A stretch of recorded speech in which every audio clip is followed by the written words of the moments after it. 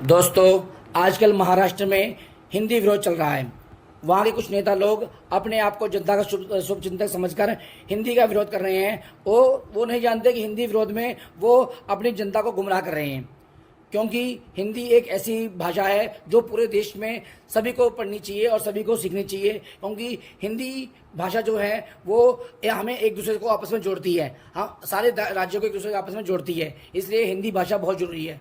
अगर हिंदी भाषा महाराष्ट्र में या कोई भी राज्य के लोग नहीं सीखेंगे तो वो अपनी जो वहाँ पे कंपनियाँ प्रोडक्ट बनाती हैं उन्हें कैसे बेचेंगी। अपने प्रोडक्ट को बेचने के लिए, अपने राज्य की प्रगति के लिए, अपने राज्य की जो बेहतर कम्युनिटी के लिए हमें एक ऐसी भाषा चाहिए जो पूरे देश को एकजुट करे, और वो भाषा है हिंदी। हिंदी भाषा एक ऐसी भाषा है जो एक धागे की तरह है और पूरे देश की भाषा मोती की तरह है, जिसे हिंदी भाषा अपने अंदर समेट के पिरो के रखती है और देश को एकजुट करती है। अगर सभी राज्य अपनी अपनी भाषा के लिए लड़ेंगे तो देश बिखर जाएगा। हमें अपने देश को और अपने देश की जनता को और अपने राज्य को एकजुट रखने के लिए हिंदी को सीखना चाहिए और हिंदी कंपल्सरी होनी चाहिए। हम ये नहीं कहते कि आप अपनी मातृभाषा को छोड़ दो, अपनी मातृभाषा को पहले और दूसरी भाषा हिंदी जरूर होनी चाहिए। सभी स्कूलों में, देश के सभी स्कूलों में पहली क्लास से ही हिंदी पढ़ाई जानी चाहिए।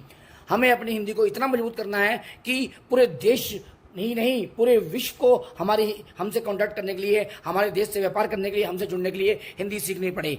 हमें अपनी हिंदी को इतना मजबूत करना चाहिए, क्योंकि हिंदुस्तान का हर व्यक्ति दुनिया का छठा व्यक्ति है और पूरे देश को, पूरे विश्व को हिंदुस्तान से जुड़ना ही पड़ेगा अपने व्यापार और अपनी प्रगति के लिए, और इसलिए हमारी हिंदी को हमें मजबूत करना ही पड़ेगा। जय हिंद। दोस्तों, हमारा चैनल नया है, हमारे चैनल को जरूर सब्सक्राइब करें और इस वीडियो को देश के हर व्यक्ति तक पहुंचाएं, ताकि सभी को समझ में आए कि हिंदी है तो हिंदुस्तान है। जय हिंद।